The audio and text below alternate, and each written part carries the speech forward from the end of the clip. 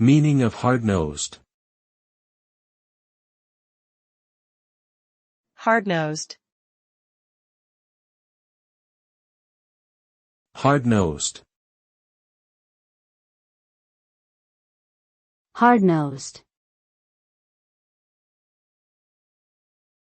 Hard-nosed. The term hard-nosed is often used to describe someone who is tough and uncompromising in their approach.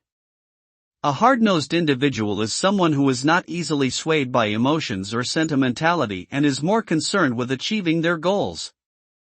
They often have a no-nonsense attitude and are not afraid to make difficult decisions or take decisive action. This type of person can be found in many different professions, including politics, business, and sports. Ultimately, being hard-nosed means being strong-willed and determined, which can be both an asset and a liability depending on the situation.